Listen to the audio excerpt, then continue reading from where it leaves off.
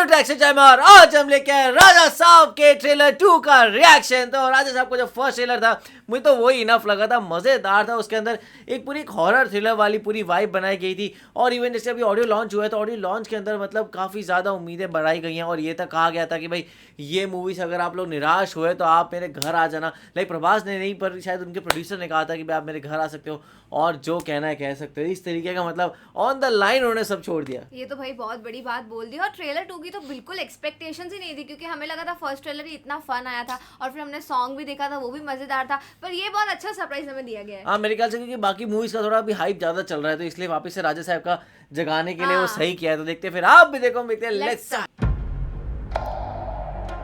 दादी माँ, तुझे सब कुछ भूलने की बीमारी होते हुए भी तू एक पल के लिए उस आदमी को नहीं भूलती। गंगम्मा, तेरा टाइम स्टार्ट हुआ। Love you.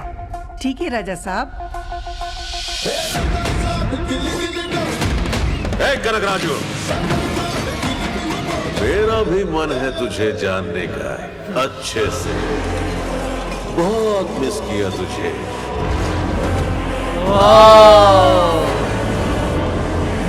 अब जाके मिला। सजवा बहुत पतले लग रहे हैं। आखिर तू मेरे जाल में फंस गया। मिस यू टू राजा साहब। Biggest horror fantasy. और ये घर नहीं माया महल है,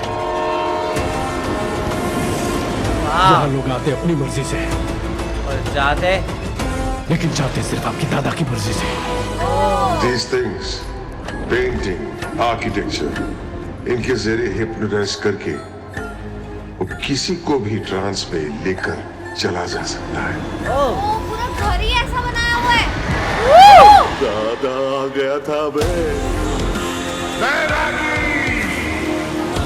भाई बहुत पावरफुल है इनके दादा तो। एक्चुअली He knows कि किसकी क्या कमजोरी है, उसी को टारगेट करता है। तुम्हारी दादी वैसी साधारण महिला नहीं है, गंगा देवी। देवनगर साम्राज्य की महारानी गंगा देवी। अरे ये कैसे आ गया? ये जगह में कैसे बैठी है? क्रोकोडाइल फाइट सीन भी है।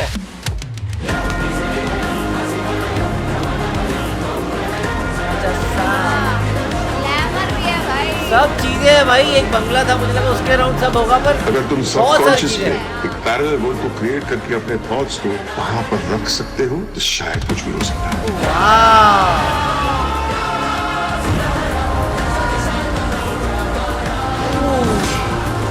वो तो 100% क्लाइमैक्स फाइट थी। बहुत खुश है इस मूवी में। बिल्कुल कमाल के होंगे मुझे लग रहा है। क्या बात है यार। तेरा यहाँ से निकलना नामुमकिन है, तो क्या कर लेगा बे?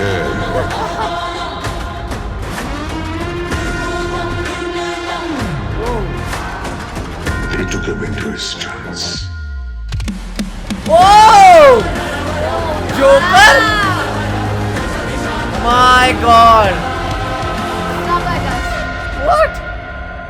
क्या अलग चीजें देखने को मिली है। मुझे ऐसा लगा था कि ट्रेलर 1 इनफ है, लेकिन ट्रेलर 2 में बहुत नई नई चीजें दिखाई है। जैसे खासकर वो जोकर वाला पार्ट, वो तो एक्सपेक्टेड ही नहीं था कि भाई बिकॉज एक कहीं ना कहीं ये जो चीज़ होती है ना, एक बैकलैश वाली चीज़ भी हो जाती है। जब भी आप कोई दूसरी मूवी से कुछ लेते हो ना, तो इंडिया में अभी तो ऐसा माहौल बना हुआ है कि आप कुछ मूवी से कुछ ले ही नहीं सकते हो।